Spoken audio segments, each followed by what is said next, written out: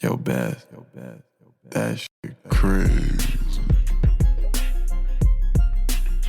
On Tuesday, it's All Even with your boy Barry Grant.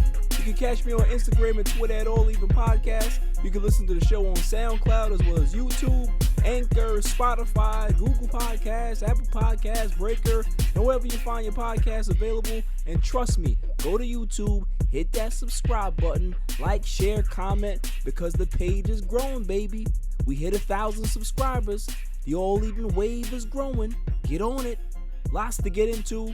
NBA, the playing game is here to stay, and I'll discuss my thoughts about that. NFL news. Julio Jones is on the block. Jimmy G's also on the block. The Patriots are trying to do some dastardly things and move up in the draft, and that's big trouble for the NFL. And the circus is in town. And the biggest star of the circus is Floyd Mayweather. We'll discuss that as well. And then the greatest segment on the planet, Dummy of the Week. So let's just jump right into it. Don't you just love that new car smell? Once you get that car off the lot, it's like, man, you can be able to go in there. Every time you open the door, you just feel good. You're in a new car. You're excited. But after a few months or so, maybe a year or two, that new car smell is gone, and you have to try to rekindle that. So you go to the store, you buy some fragrances, you got some stuff that you can be able to hang. They have the new car smell scent where you can be able to buy and put in the car and all that. But it's never really the same, right? From when you first got it off the lot. I bring this up because the NBA, to me, in the regular season feels that way. It feels like when the season starts, you're all excited, you're all hyped up about it, but once the new car smell rubs off, it's hard to get it back. Adam Silver kind of feels this as well. And that's why this whole play-in tournament has been a thing since the bubble. It's really an exciting idea, and he likes it because it brings eyes to the product. It gives other teams and other fan bases and other markets a chance to get into the postseason. So it's exciting. It's something to talk about. Hell, I'm talking about it right now. So it's doing its job. So how do I feel about the play-in tournament? I don't really hate it. I think it's a decent idea. I would like to see how the data works going forward, how many 9th seed teams beat an 8th seed team because they have to beat them twice in a row in order to advance. So we'll see how that goes, but it's a pretty interesting idea. It leads for more suspense and drama in regards to if that 9th seed team beats the 8th seed team. Now we're looking at a situation where whoever wins the next game advances. I like that. So, I'm all for it. But here's what I don't like. I don't like the fact that the regular season still feels like it doesn't matter. It's nothing. Yeah, we have the play-in tournament at the end. But what about everything in between? Why is there no importance on the regular season anymore? And my issue with the NBA is that out of all the sports, the NBA cares the least about their divisions. Why have divisions in basketball if the division titles don't mean anything? In football, you have 16, now 17 games. Division title matters. In baseball, you play 162 games. Winning your division matters. Yeah, they have the wild card spots. Cool. But it's harder to advance in a wild card situation than if you win your division. You're already in. It's just like college basketball. College football, you win your division, it's important. You win your conference, it's important. So why at the professional level, at the highest professional level in regards to basketball, we don't care about division titles? It's nonsense. It's really stupid. And I don't understand why they do this. You want to, put bells and whistles here. You want to do this. Why don't you just fix the simplest thing? Make the division count. If you win your division, you're automatically granted a top 3 seed in your conference. Maybe that will stop people from hot dogging it or mailing it in certain points of the season when the actual division crown is on the line. I just don't get it. Why did the players agree to not making the division a thing and Adam Silver has to abide by this? This is the dumbest thing I've ever seen. You play 82 games in a regular season normally. You have 72 games this season. Nobody cares about the division. Nobody cares. Got players sitting. You got people laughing on the sidelines. Don't care about certain games in your division. They don't even, is there rivalries anymore? Do you not know what making the division count would mean for basketball? It would mean that rivalries come back. And when you have rivalries in sports, it makes everything better. This is why Yankees and Red Sox is always going to be a thing. No matter how bad the Red Sox are, no matter how bad the Yankees are. Yankees, Red Sox is always a thing. Giants and Dodgers, always a thing. So what I'm saying, it's about divisions. It's creating that tension, that drama within your division because you play these guys more than any other team in your league. That's why it matters. That's why it should hold more power. Winning your division should count.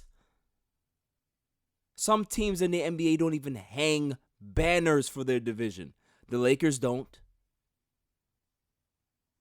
It's crazy. Why? Because it's it doesn't mean anything. It should mean something. It should be celebrated. People should be cheering and throwing parties in their locker room when they win their division. We don't see that in basketball. You see guys handshake and just walk to the come on now. That's an achievement.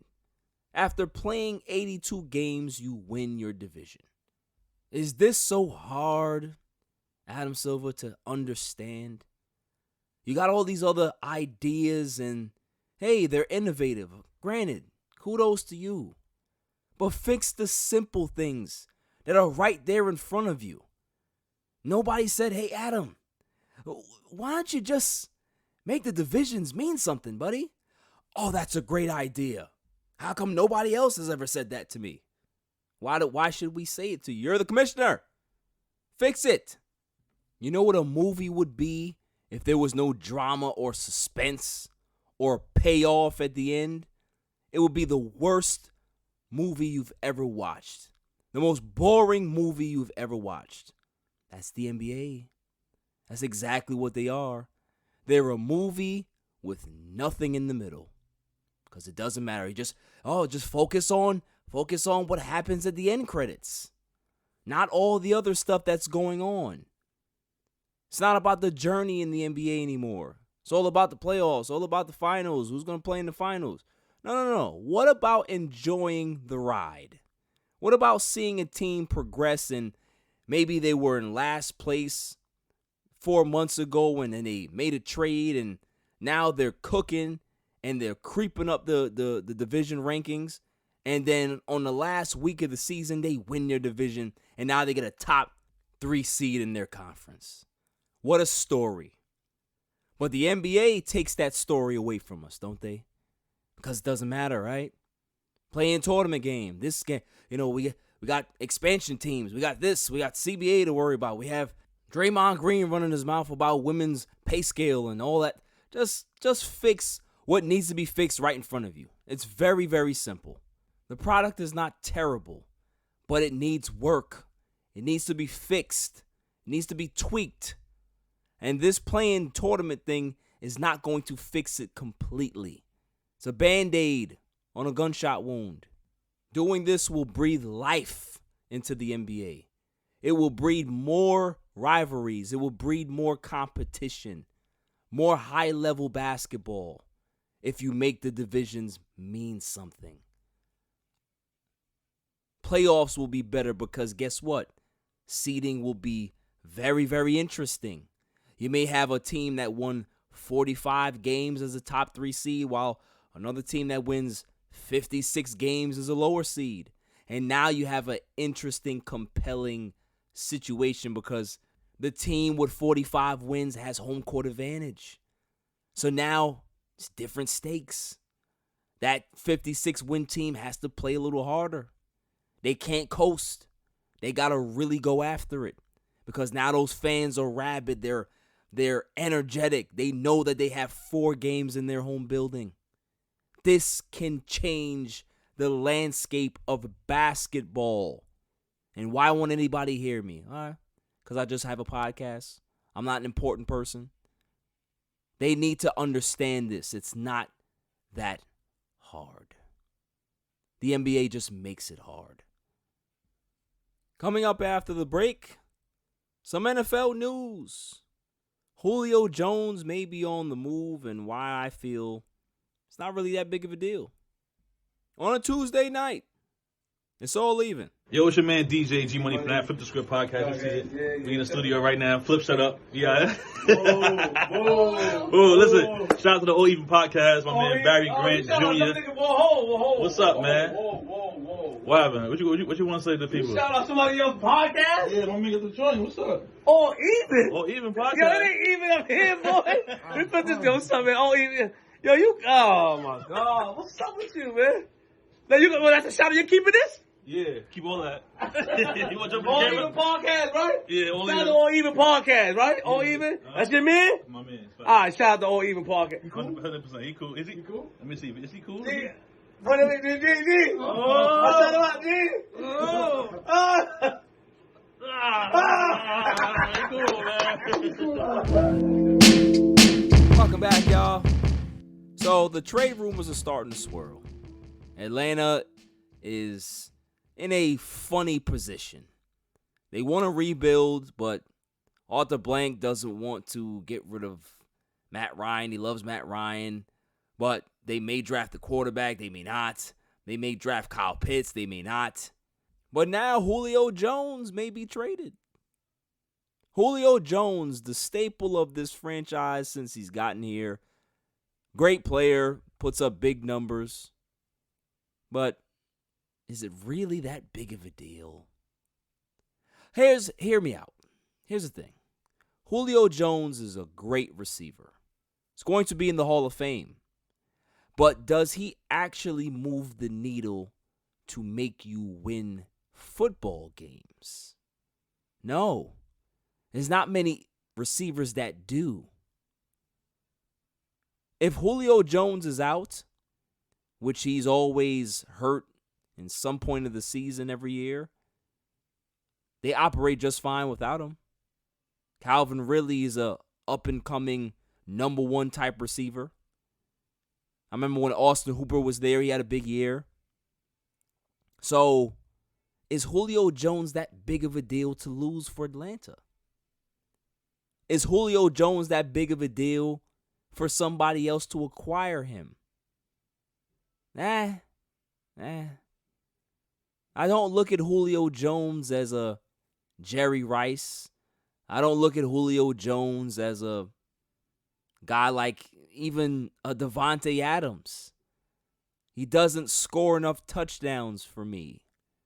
It's all a bunch of empty calorie statistics. It's like putting on that extra room in your house so you can up the value of your home just so you can probably sell it. And yet the room does nothing for the value.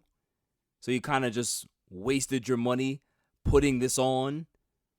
You didn't do your research enough. You didn't realize that adding this particular type of room doesn't matter. That's what Julio Jones is. Great player. But does he win you a Super Bowl? Adding him, does he win you a Super Bowl? Does he get you to the Super Bowl? No.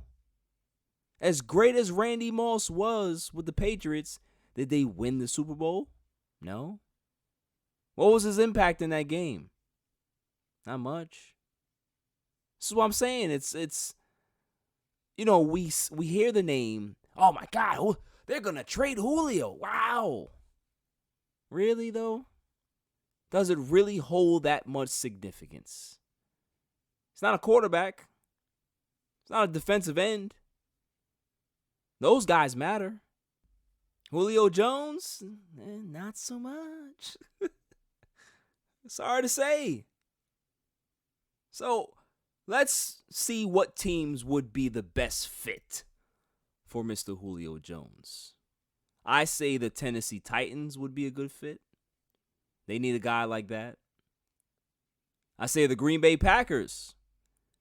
Getting him and Devontae Adams would make sense. That'd be nice to see. The Detroit Lions, that would be a good fit as well. They just lost Kenny Galladay, so getting a big-time receiver like Julio Jones for Jared Goff, whatever skills he has left, that'd be nice. New England, I think the Patriots would be good because Patriots grab everybody, don't they? I'd say Patriots. So those are my teams that I would see are the actual viable spots. Maybe even Miami. I think Miami could be a dark horse as well. But are any of those teams outside of Green Bay really legitimate Super Bowl contenders? Not so much. Moving on. The Patriots and the Panthers are in trade talks for the Pats to acquire that number 8 pick in the draft. Belichick is working, y'all. He has his eyes on Justin Fields. He has his eyes on Trey Lance if Trey Lance drops, which I don't think he will. But he has his eyes on somebody. And I'm telling y'all right now, you don't want Bill Belichick to get any one of these quarterbacks. You just don't. That's not what you're looking for. If you want Bella Rings to go away, you don't allow him to get one of these good quarterbacks. You just don't. This is going to be able to rejuvenate his career, his enthusiasm, that level of competition that he seeks, that level of perfection that he wants. Getting one of these young blood quarterbacks, that's exactly what the doctor ordered. Cam Newton, as good as he is, he's not the same Cam Newton from 5-6 years ago. Injuries has taken a toll on him. And hey, he's never been that accurate anyway. But for a 1-year experiment, well, it's turning into 2 years now, and having a quarterback that you can be able to groom and sit like how he did Brady when he had Bledsoe, that's exactly what Bill wants. So I'm telling y'all right now, don't be surprised if it happens, and don't be mad when they're good, because that's what Bill Belichick does.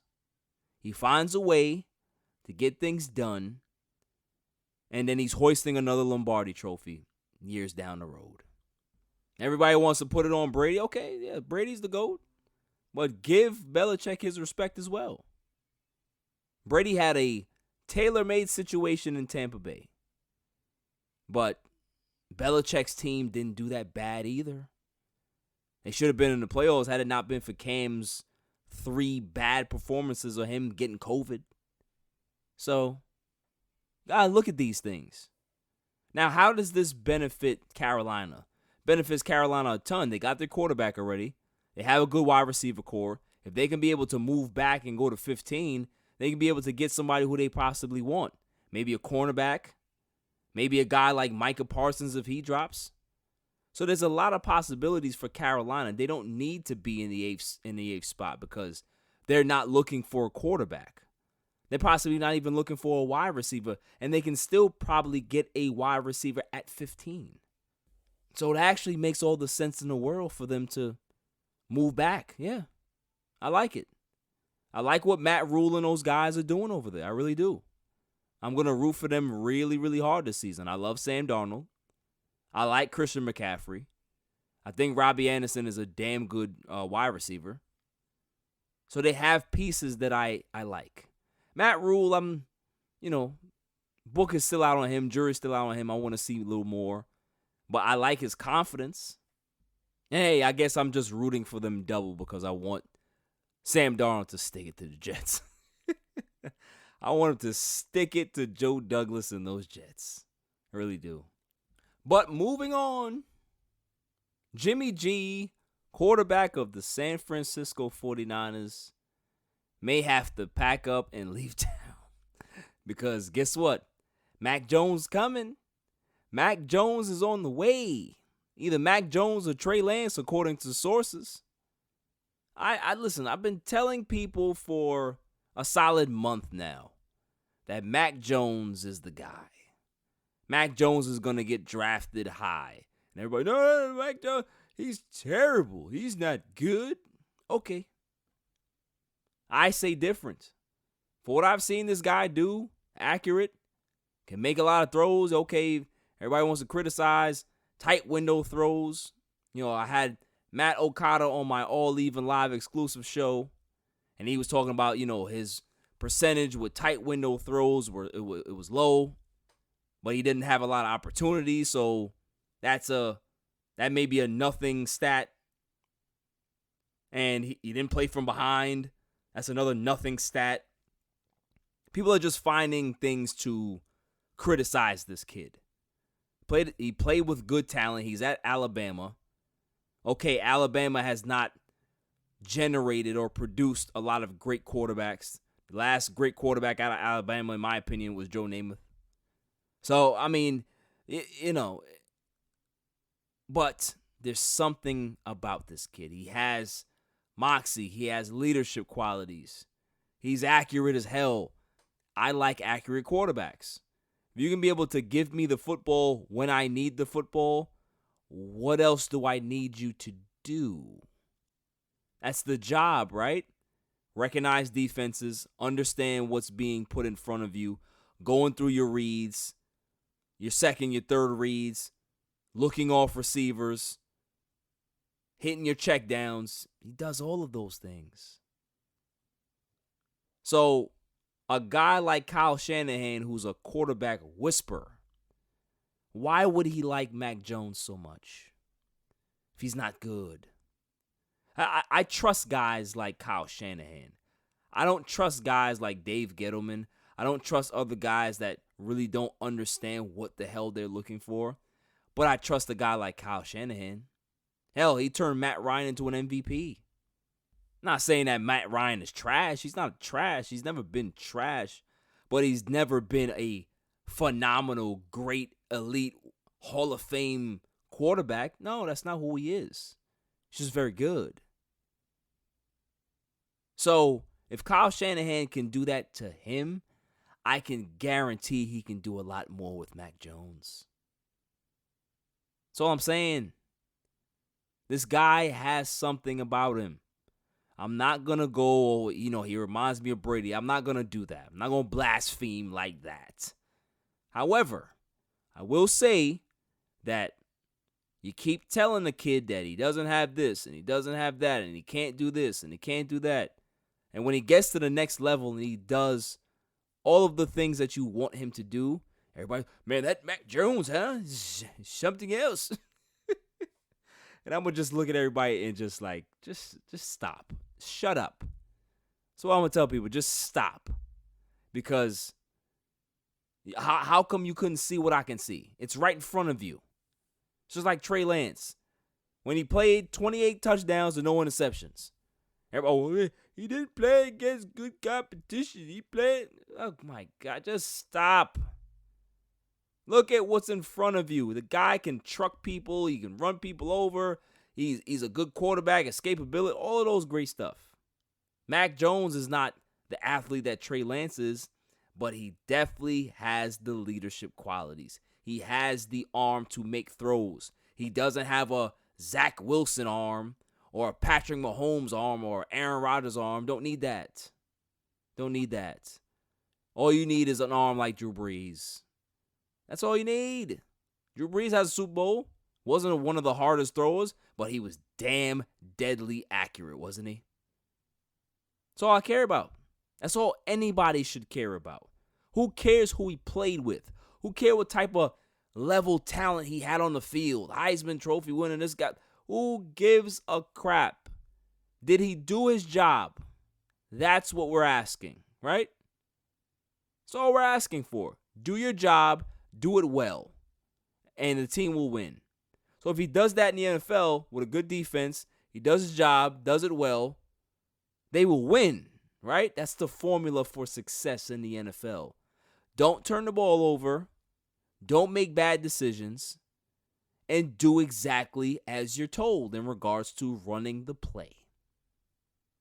That's what Mac Jones can do. So I don't see all of this hoopla and all of this negative talk about my man Mac Jones. Just lay off. Mac Jones is my guy. I'm going out on the limb and I'm saying it. He's going to be one of the best 3 quarterbacks in this draft. Zach Wilson, Mr. Jim McMahon, he's not one of them. Not one of them. But Mac Jones is. Mac Jones is going to be the guy. And poor Jimmy G. Poor Jimmy G. Signed that big deal over here, and now he's possibly going to be on the move. And listen, I think him getting traded may make sense. And who knows, if Bill Belichick can't get that 8th pick, maybe he goes back and gets Jimmy. He loves Jimmy. And if Jimmy's available, maybe he takes him. Maybe he takes him. Or maybe he waits until the offseason where he can be able to just sign him clean because he still has, Cam Newton under center for this year. So I don't know if he wants to bring Jimmy in to kind of cause that friction. You know what I mean? I don't think he does that. But, if it's not New England, where does Jimmy end up? Does he end up getting another starting job? Maybe not. Maybe he's a backup. And if he's not careful, Burger King is hiring. Oh, man, I kid Jimmy G. I think Jimmy G is a decent quarterback. I don't think he's a Super Bowl winning quarterback. Maybe if the defense is like super elite, like Baltimore back in 2000, but, he did not make enough throws and plays in that Super Bowl against the Chiefs because they were up big and he couldn't execute and allow Patrick Mahomes and those guys to gain confidence, and that's all she wrote. So maybe that's the closest he'll ever get. Unfortunate, but it's just the way the cookie crumbles for certain athletes. Not meant to win. In other news, though, big breaking news in the sporting world. Floyd Mayweather is back. He's going to be fighting June 6th.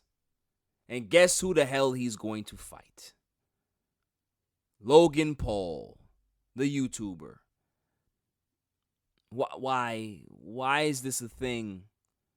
Why is this a thing? My man just hit me up in my text and was like, yeah, son, Mayweather, Logan Paul, man, book it. It's going to be great. I'm going to watch it. I'm like, why? You going to spend $75 on that fight? For what? Is Logan Paul a professional fighter? No. Is Floyd Mayweather still in his prime? No. How does this help boxing?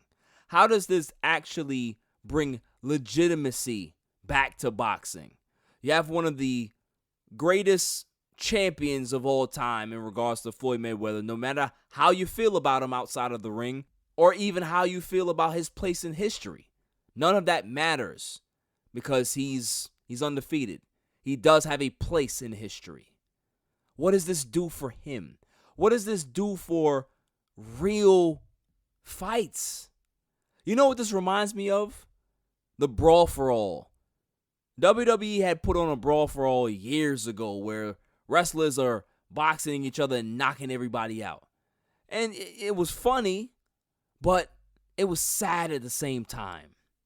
Because it's like, these dudes are wrestlers. They're not boxers and they don't know technique. They can be able to really hurt each other. And that's exactly what ended up happening with some people in that tournament. The Brawl for All. It's nonsense. This is what this Triller thing is. This is what this sideshow is.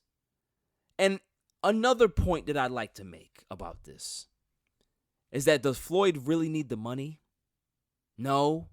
This is not a big money super fight. It's Logan Paul. What are we doing here? Like, I don't really have much respect for a guy that would come out of retirement to fight this dude. All due respect to Logan Paul. You're not a professional. You're not a Hall of Fame fighter. You're not a legitimate pound-for-pound guy. This is worse than the Conor McGregor fight. At least Conor McGregor was a UFC guy, mixed martial artist. What is Logan Paul? Successful YouTuber. Has over 23 million views or subscribers or whatever it is. Great. You're not a boxer, really. Because if you wanted to be a real boxer, you'd go get your license or you'll go ahead and become a professional. Do it professionally, and then my opinion about you will change. Until then, it's a sideshow. This is all it is. It's a sideshow. And people love sideshows. People will always pull over to the side of the road to go watch the freak carnival because it makes them laugh, gives them a tickle. Or they'll watch the NASCAR race just to see somebody crash and burn. That's what we do as a society. This is exactly what this is. This is the category that it falls in. Big Top Circus. Ringling Brothers. This is not serious. You got guys like De La Hoya that want to come out of retirement now for what? Nobody wanted to see you when you were fighting. And now you want to come back? It's giving boxing a bad name. I grew up loving boxing. I grew up with guys like Pernell Whitaker. I grew up with guys like Roy Jones, Mike Tyson, Riddick Bowe, Sugar Ray, Tommy Hearns, Marvin Hagler. All of these greats.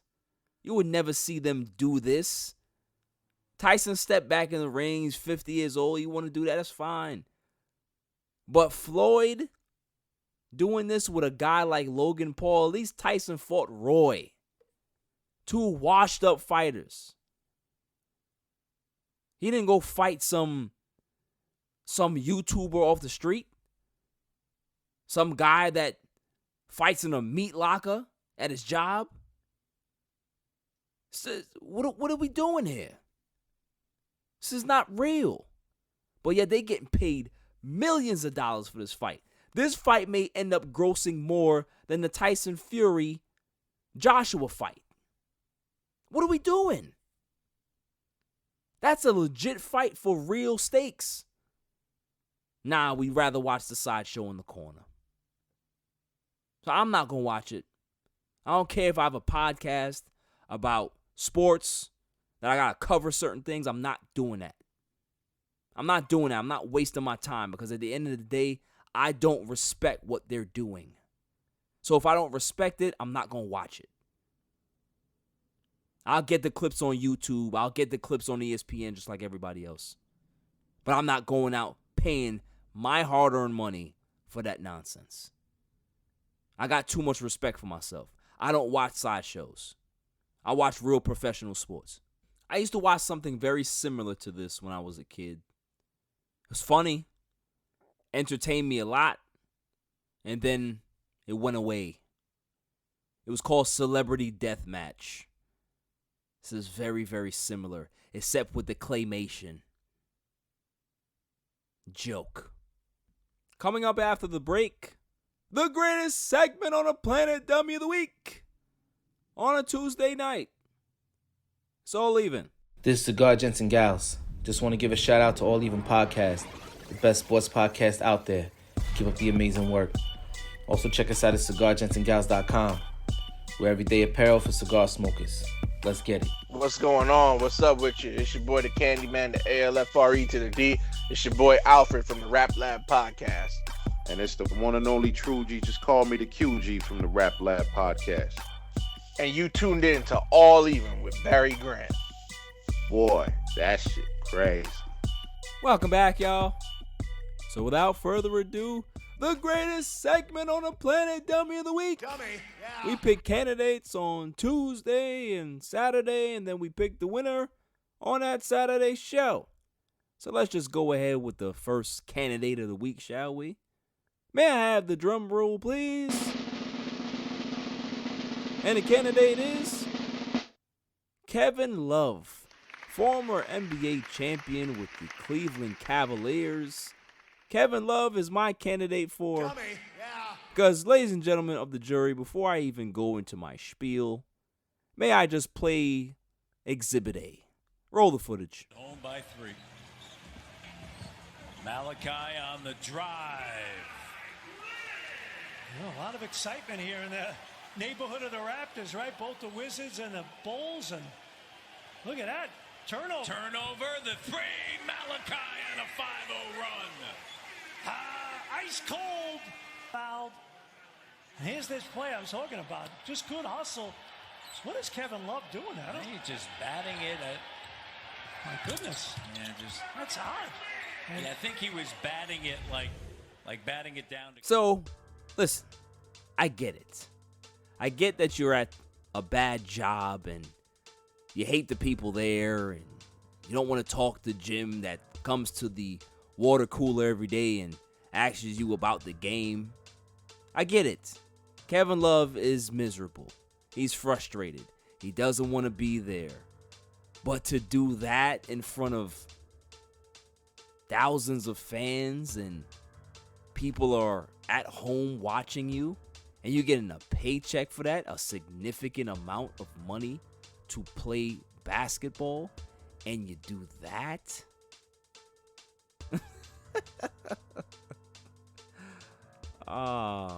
What I like about it is that people are killing him about it. I kind of had this cynical approach that, because of what he looks like, they may not go that far. But nah, he's been catching it, and now he's going to have to catch it from me too. Newsflash, sir. When you were with the Minnesota Timberwolves, you were putting up big stats, and everybody thought that you were one of the best players in all of basketball. But your team didn't win a damn thing. Team couldn't make the playoffs. Team didn't advance. They didn't go anywhere. But you were putting up great stats, weren't you? Until LeBron saved you. You got to Cleveland, and Braun turned you into a champion. And what has happened after that fact? You've gone right back to where you're normally accustomed to. Being a loser. Being a guy that pouts and blames his teammates about what's going on around him. But what are you personally doing to stop them from being so bad? Nothing. You know why? Because you're not a leader. You're not a guy that can be able to fix things. You're not a guy that kids look up to and say, I gotta go follow Kevin Love. Instead, what they want to do now is they want to beat the hell out of you. They want to beat the hell out of you because you literally cost them a game. What are you doing? I've seen guys throw tantrums like that at rec ball tournaments. They just walk off the court or they do some nonsense because they paying to play in the tournament. They're paying you to play, and you behave like that? I'm telling you right now, if I was his teammate, I'm going back to that locker room and I'm just swinging. I don't care what I hit as long as I connect on him or on a body part of his. That's what that particular behavior warrants. That type of response. You don't do that with grown men, but maybe he's not a grown man. Maybe he's a little petulant child. Not getting his way. We're not winning. I won championships with LeBron James. I deserve better. Maybe you don't. Getting paid a handsome salary to just sit there, be a mentor to these kids on this team, and set an example. Because if somebody wanted to trade for you, they would have. But they look at your contract and they say, oh, no, we don't want him. So guess what's going to happen to you, sir? You are going to be relegated on this team. They're not going to play you. No team is going to trade for you. So you're going to have to wait until next season to get a buyout. Ooh. Purgatory. I love it. I love it for guys like you.